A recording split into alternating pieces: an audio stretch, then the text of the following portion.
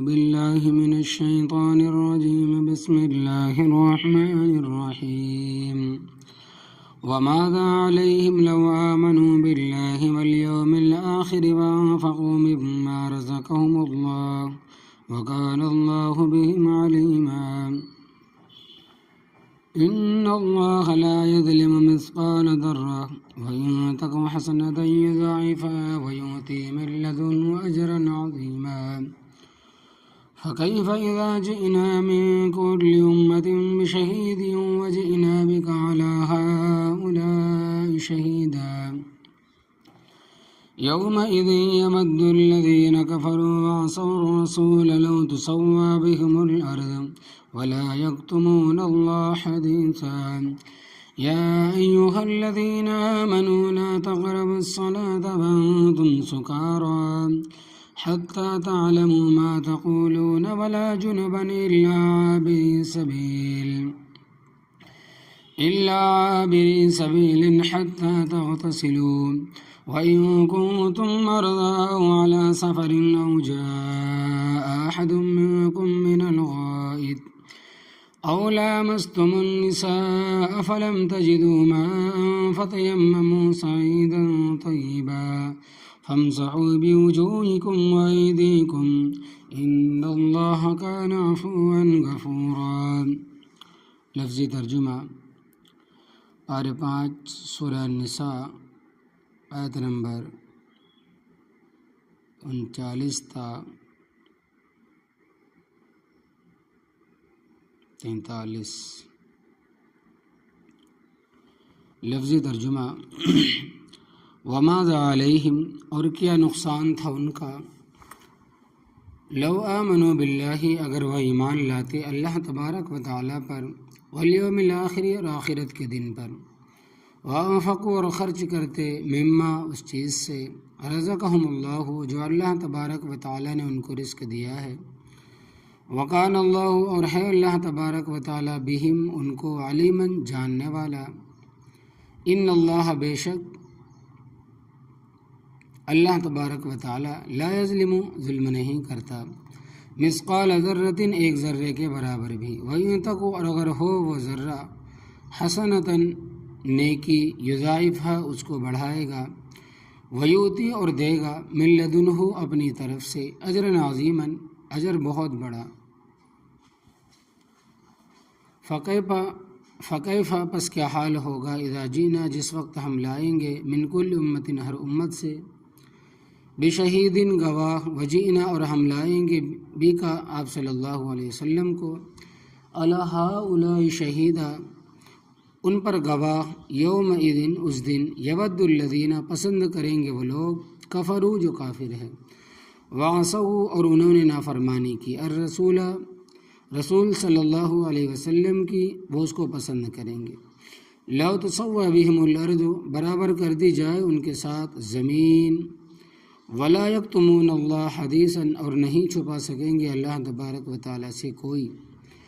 یا ایھا الذین آمنو، یا ایھا الذین، اے لوگو، آمنو، ایمان لائے ہو، لا تقربو، نہ قریب جاؤ، الصلاۃ، نماز کے، وانتم سکارى، اس حالت میں کہ تم نشے میں ہو، حتیٰ، یہاں تک کہ،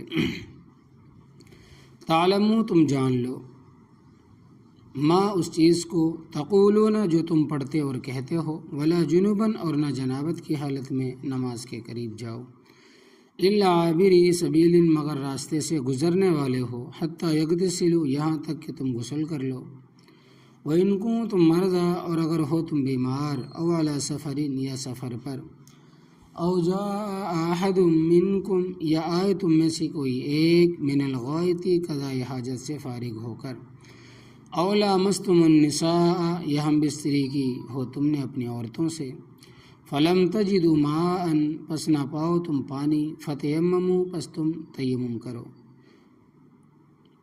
سعیداً، پاک مٹی سے، طیباً، جو صاف ہو، فامسحوا بوجوہکم، پس مسح کرو تم اپنے چہروں کا،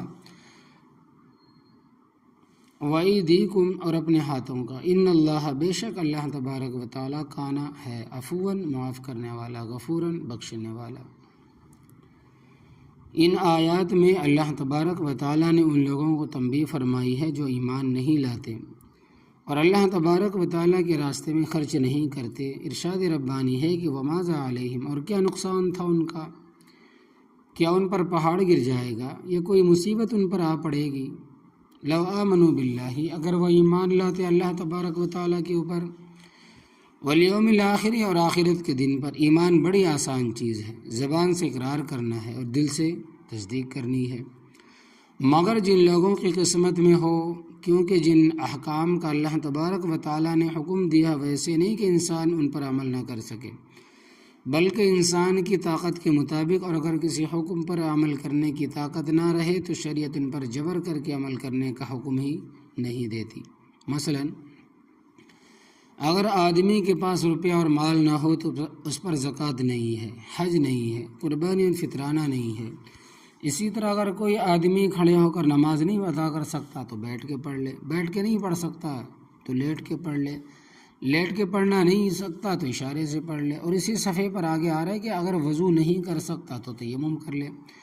دیکھو، اگر ہم بھی مسلمان ہیں، ایمان والے ہیں، اللہ تبارک و تعالی ہمیں صحیح معنوں میں مسلمان بنائے، ہم پر کون سا پہاڑ آ گرا ہے، تو جو لوگ ایمان سے گریز کرتے ہیں اگر وہ ایمان لے آئے تو ان پر کون سی مصیبت آ پڑے گی۔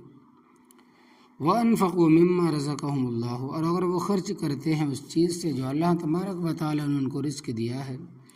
اور اللہ تبارک و تعالیٰ سارا مال دینے کا حکم نہیں دیتے، بلکہ اس نے زکوٰۃ میں 40ویں حصے کا حکم دیا، اور عشر میں سے 10ویں یا 20ویں حصے کا حکم دیا ہے۔ سال بھر ایک مرتبہ قربانی کا حکم دیا ہے، اور سال میں ایک دفعہ فطرانہ دینا ہے، اور عمر بھر میں ایک مرتبہ حج کرنا۔ باقی سارے مہینے اور سال تمہارے ہیں، کماؤ پکاؤ کھاؤ، وکان اللہ بما علیما، اور ہے اللہ تبارک و تعالیٰ ان کو جاننے والا، ان کی نیتوں کو جانتا ہے، ارادوں کو جانتا ہے، ظاہر اور باطن کو بھی جانتا ہے۔ اللہ تبارک و تعالیٰ سے کوئی چیز مخفی نہیں ہے۔ ان اللہ لا یظلم مثقال ذرۃ، بے شک اللہ تبارک و تعالیٰ ظلم نہیں کرتا ذرہ برابر بھی۔ ذرۃً اس چیونٹی کو بھی کہتے ہیں جو زرد رنگ کی چھوٹی سی ہوتی ہے، ان کو بھی ذرۃً کہتے ہیں جو فضا میں اڑتے ہیں۔ عربی لوگ جب کسی شے کی قلت کو بیان کرتے ہیں تو کہتے ہیں کہ ذرۃً۔ اللہ تبارک و تعالیٰ نے سمجھانے کے لیے فرمایا کہ وہ کسی پر ذرہ برابر بھی ظلم نہیں کرتا۔ وہ اس طرح کہ مثلاً کسی نے کوئی گناہ نہیں کیا اور وہ اس کے ذمے لگا دیا جائے، ایسا نہیں ہوگا، یا کسی نے قاعدے کے مطابق نیکی کی اور اس میں کمی کر دی جائے، ایسا بھی نہیں ہوگا۔ وَإِن تَكُ حَسَنَةً، اور اگر ہو ذرہ نیکی، یضاعفها، اس کو بڑھائے گا، وَيُؤْتِ مِن لَّدُنْهُ أَجْرًا عَظِيمًا، اور دے گا اپنی طرف سے اجر بہت بڑا۔ اگر ایمان کی حالت میں اخلاص کے ساتھ اتباع سنت نیکی کی جائے تو اس کا ادنا ترین بدلہ ہے 10 نیکیاں۔ چنانچہ قرآن پاک میں آتا ہے کہ مَا جَاءَ بِالْحَسَنَةِ فَلَهُ عَشْرُ أَمْثَالِهَا، جو کوئی نیکی لے کر آئے گا اس کو ویسی 10 نیکیاں ملیں گی۔ ایک مسلمان دوسرے مسلمان کو السلام علیکم کہتا ہے تو کہنے والوں کو 10 نیکیاں بھی ملیں گی، اور اگر ایک صغیرہ گناہ بھی خود بخود مٹ جائے گا اور ایک درجہ بھی بلند ہو جائے گا۔ اسی طرح سننے والے نے وعلیکم السلام بھی مکمل جملہ ہے، وعلیکم السلام کہنے والوں کو بھی 10 نیکیاں ملیں گی، اور اگر وعلیکم السلام ورحمۃ اللہ کہے گا تو 20 نیکیاں ملیں گی۔ اگر ساتھ ساتھ وبرکاتہ بھی کہا تو 30 نیکیاں ملیں گی، اور اگر اس کے ساتھ ساتھ مغفرت ہو بھی کہہ دیا تو 40 نیکیاں مل گئی۔ 1 منٹ بھی نہیں لگا اور نیکیوں کا انبار لگ گیا۔ اسی طرح ایک دفعہ سبحان اللہ کہنے سے 10 نیکیاں ملتی، ایک قدم مسجد کی طرف جانے کے لیے اٹھائے گا 10 نیکیاں ہیں، اور اگر اس نیت کے ساتھ قدم رکھا کہ میں وہاں جا کر قرآن و حدیث کا درس بھی سننا ہے تو پھر یہ قدم فی سبیل اللہ کی مد میں آئے گا۔ ایک قدم کے بدلے کم از کم 700 نیکیاں ملیں گی۔ اللہ تبارک و تعالیٰ کے خزانے بڑے وسیع ہے تو فرمایا کہ وہ نیکی کو بڑھائے گا۔ آگے فرمایا کہ فَكَيْفَ إِذَا جِئْنَا مِن كُلِّ أُمَّةٍ بِشَهِيدٍ، پس کیا حال ہوگا اس وقت جس وقت لائے جائیں گے ہم ہر امت میں سے ایک گواہ، جس وقت لائیں گے ہم ہر امت میں سے ایک گواہ، وَجِئْنَا بِكَ عَلَىٰ هَٰؤُلَاءِ شَهِيدًا، اور ہم لائیں گے آپ صلی اللہ علیہ وسلم کو ان پر گواہ۔ اس آیت کریمہ کی تفسیر اور تشریح خود نبی کریم صلی اللہ علیہ وسلم نے یوں فرمائی ہے کہ چنانچہ بخاری شریف میں ایک روایت آتی ہے کہ نبی کریم صلی اللہ علیہ وسلم نے فرمایا کہ اللہ تبارک و تعالی جب قیامت کے دن تمام مخلوقات کو اکٹھا کرے گا اور سب حضرات انبیاء کرام علیہ الصلاۃ والسلام کو بھی جمع کرے گا، تو کافروں اور نافرمانوں پر اتمام حجت کے لیے حضرات انبیاء کرام علیہ الصلاۃ والسلام سے سوال فرمائے گا کہ مثلاً حضرت نوح علیہ الصلاۃ والسلام سے اللہ تبارک و تعالی سوال فرمائے گا کہ کیا تو نے اپنی امت کو تبلیغ کی تھی؟ حضرت نوح علیہ الصلاۃ والسلام عرض کریں گے کہ یا رب، اے اللہ، میں نے واقعی تبلیغ کی تھی۔ پھر نوح علیہ الصلاۃ والسلام کی امت سے سوال ہوگا کہ کیا نوح علیہ الصلاۃ والسلام نے تمہیں تبلیغ کی تھی؟ تو وہ انکار کر دے گی کہ ہمارے پاس تو کوئی ڈرانے والا آیا ہی نہیں۔ اللہ تبارک و تعالی سوال کرے گا کہ اے نوح، تمہاری کوئی گواہ بھی ہے؟ تو حضرت نوح علیہ الصلاۃ والسلام عرض کریں گے کہ میرے گواہ حضرت محمد الرسول اللہ صلی اللہ علیہ وسلم کی امت ہے۔ اللہ اکبر کبیرہ، کہ اگر وہ لوگ یہ سوال کریں گے کہ یہ گواہ تو ہمارے زمانے میں موجود نہ تھے، لہٰذا یہ گواہ کیسے ہوئے؟ تو امت محمدیہ یہ جواب دے گی کہ ہم نے قرآن پڑھا ہے جس میں صاف طور پر لکھا ہوا تھا کہ حضرت نوح علیہ الصلاۃ والسلام اور اسی طرح دوسرے حضرت انبیاء کرام علیہ الصلاۃ والسلام نے تبلیغ کی تھی، اور ہمیں ہمارے آقا نبی کریم صلی اللہ علیہ وسلم نے بھی ایسا ہی فرمایا تھا۔ جب خدا تعالیٰ اس کا رسول برحق یہ فرماتے ہیں، مثلا نوح علیہ الصلاۃ والسلام نے تبلیغ کی تھی، تو ہم برحق اور سچی گواہی دیتے ہیں۔ جب آپ صلی اللہ علیہ وسلم کی امت گواہی دے چکے گی تو نبی کریم صلی اللہ علیہ وسلم اپنی امت کی شہادت اور گواہی کی تصدیق کریں گے، گویا آپ صلی اللہ علیہ وسلم کی حیثیت سرکاری گواہ کی ہوگی۔ اسی طرح تمام پیغمبروں کی امت انکار کرے گی اور کہے گی کہ ہمارے پیغمبروں نے ہمیں تبلیغ نہیں کی، اور وہ پیغمبر دعویٰ کریں گے کہ ہم نے تبلیغ کی، اور یہ بات امت مسلمان کی گواہی دے گی کہ پیغمبروں نے تبلیغ کی تھی، ان لوگوں نے نہیں مانا۔ نبی کریم صلی اللہ علیہ وسلم اپنی امت کی تصدیق فرمائیں گے کہ میری امت نے جو کہا سچ کا، اور اس پر فیصلہ ہوگا۔ یہ مطلب اس آیت کریمہ کا ہے کہ فَكَيْفَ إِذَا جِئْنَا مِنْ كُلِّ أُمَّةٍ بِشَهِيدٍ وَجِئْنَا بِكَ عَلَىٰ هَٰؤُلَاءِ شَهِيدًا، پس کیا حال ہوگا جس وقت ہم لائیں گے ہر امت سے گواہ، اور ہم لائیں گے آپ صلی اللہ علیہ وسلم ان پر گواہ، یعنی آپ صلی اللہ علیہ وسلم اپنی امت کی تصدیق کریں گے، میری امت نے جو گواہی دی ہے وہ حق گواہی دی ہے۔ یومئذ یود الذین کفروا، اس دن پسند کریں گے وہ لوگ جو کافر ہے، واس اور رسول، اور انہوں نے نافرمانی کی ہے۔ رسول اللہ صلی اللہ علیہ وسلم کی وہ کس چیز کو پسند کریں گے؟ فرمایا کہ لو تسویٰ بہم الارض، کاش کے برابر کر دی جائے ان کے ساتھ زمین کے، ان کو دفن کر کے زمین کو ہموار کر دیا جائے۔ السلام۔ اس دن پسند کریں گے وہ لوگ جو کافر ہے، واس اور رسول، اور انہوں نے نافرمانی کی ہے رسول صلی اللہ علیہ وسلم کی۔ وہ کس چیز کو پسند کریں گے؟ فرمائے کہ لو تسویٰ بہم الارض، کاش کے برابر کر دی جائے ان کے ساتھ زمین کی، ان کو دفن کر کے زمین کو برابر کر دیا جائے، یا یہ کہ ان کو مٹی کر کے زمین کے برابر کر دیا جائے۔ ولا یکتمون اللہ حدیثا، اور نہیں چھپا سکیں گے اللہ تبارک و تعالیٰ سے کوئی بات۔ 7ویں پارے میں ہے کہ مشرک لوگ پہلے انکار کریں گے اور کہیں گے کہ واللہ ربنا ما کننا مشرکین، اللہ کی قسم جو ہمارا پروردگار ہے ہم شریک نہیں بناتے تھے، یعنی ہم نے شرک کیا ہی نہیں ہے۔ مشرک اتنے ڈھیٹ اور بے حیا ہے کہ قیامت کے دن اللہ تبارک و تعالیٰ کی سچی عدالت میں بھی جھوٹ بولنے سے باز نہیں آئیں گے۔ پھر اللہ تبارک و تعالیٰ کی طرف سے ان کی زبانوں پر مہر لگ جائے گی، جیسا کہ سورہ یاسین میں ہے کہ الیوم نختم علی افواہہم، آج ہم ان کے منہوں پر مہر لگا دیں گے، پھر یہ بول نہیں سکیں گے۔ کان بول لیں گے، ناک بولیں گے، ہاتھ بولیں گے، ایک ایک بدن کا عضو بولے گا، اور سب کچھ بتا دیں گے کہ یہ کیا کرتے رہے ہیں۔ پہلے ذکر تھا کہ وَاعْبُدُوا اللَّهَ وَلَا تُشْرِكُوا بِهِ شَيْئًا، اور عبادت کرو اللہ تبارک و تعالیٰ کی، اور اس کے ساتھ کسی کو شریک نہ ٹھہراؤ، کسی بھی چیز کو۔ یاد رکھنا شرک اتنی بڑی چیز ہے کہ غیر اختیاری طور پر بھی صادر ہو جائے تو معاف نہیں ہوگا۔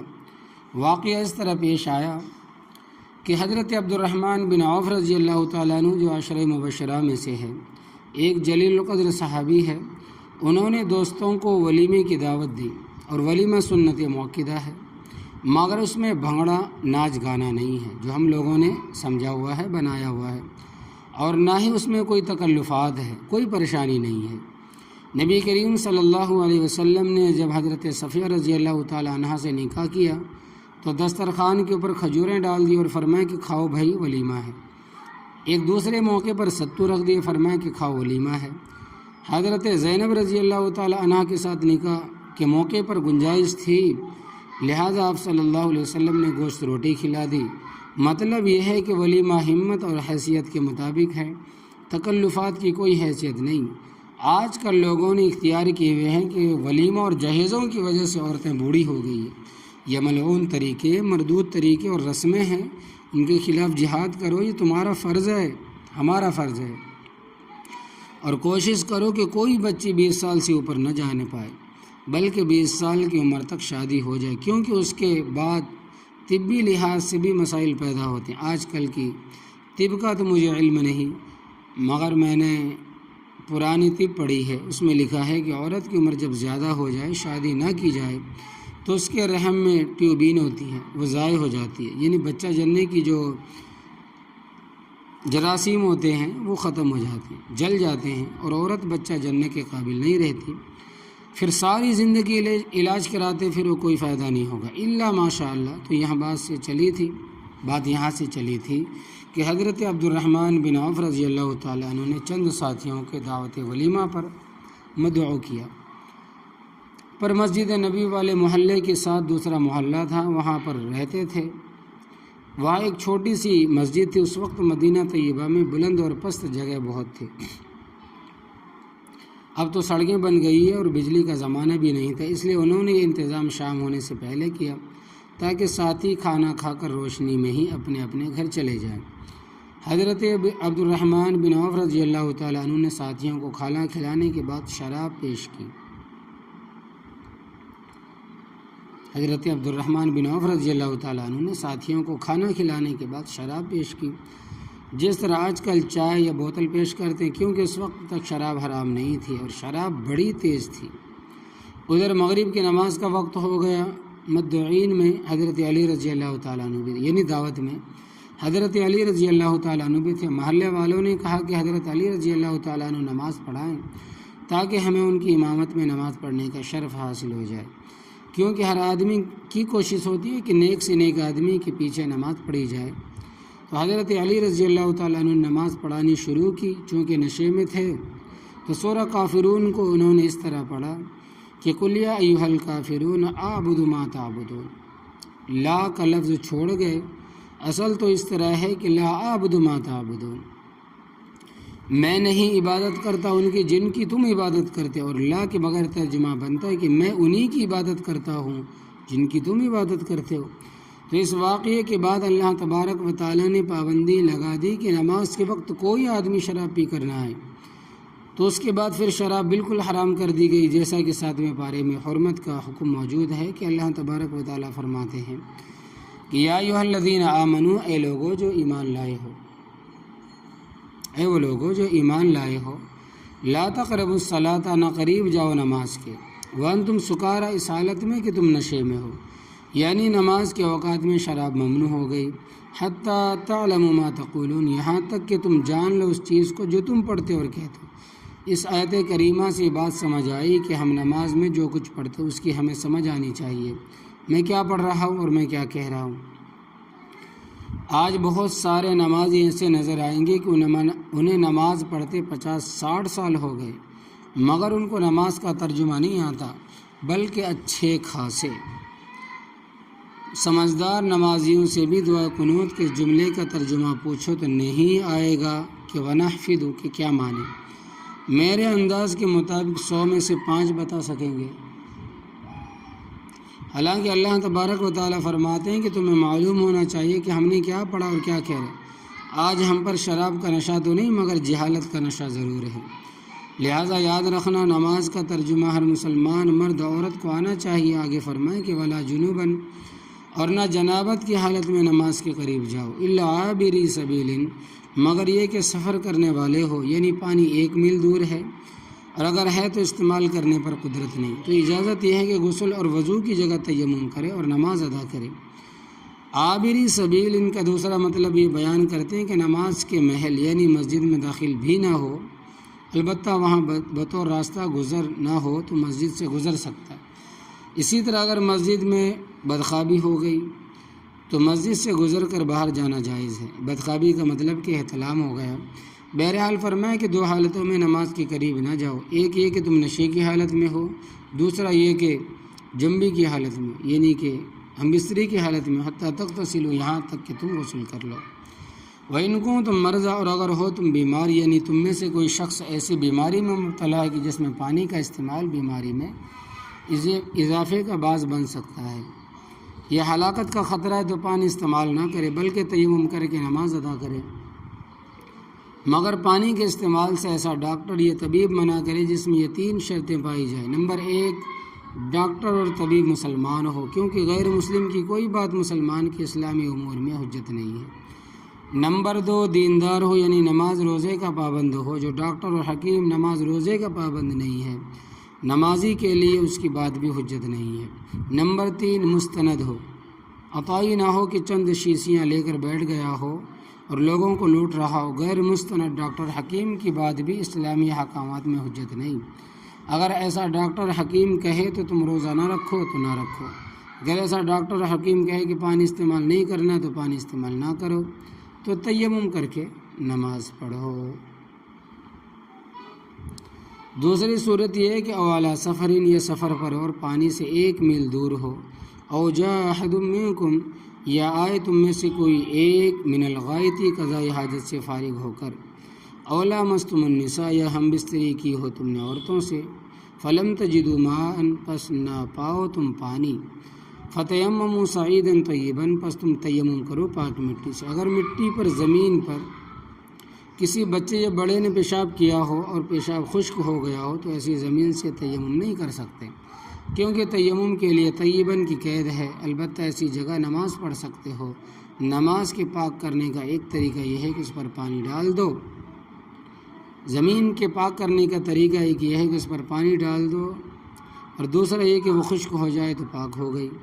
آگے یہ تیمم کا طریقہ بیان فرمائیں کہ فامسحوا بوجوہکم وایدیکم، پس مسح کر لو تم اپنے چہروں کا اور ہاتھوں کا۔ تیمم کے لیے 2 ضربیں ہیں، دونوں ہاتھ زمین پر مار کر جھاڑ لو اور منہ پر ملو، اس طرح کی کوئی جگہ خالی نہ رہے۔ دوسری مرتبہ دونوں ہاتھ زمین پر مارو اور دونوں ہاتھوں پر کوہنیوں تک ملو، اچھی طرح کوئی جگہ خالی نہ رہے۔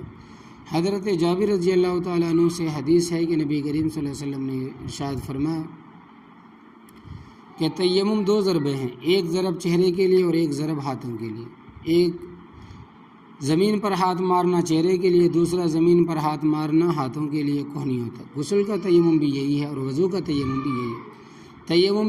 تیمم میں نہ سر کا مسح ہے اور نہ پاؤں کا مسح ہے۔ اس تیمم کے ساتھ تم نماز پڑھ سکتے ہو، قرآن مجید کو ہاتھ لگا سکتے ہو، طواف کر سکتے ہو، یعنی جو عبادتیں وضو کے ساتھ جائز ہے وہ تیمم کے ساتھ بھی جائز ہے۔ ان اللہ کان عفوا غفورا، بے شک اللہ تبارک و تعالیٰ معاف کرنے والا، بخشنے والا ہے۔ تو اللہ تبارک و تعالیٰ عمل کی توفیق عطا فرمائے، آمین یا رب۔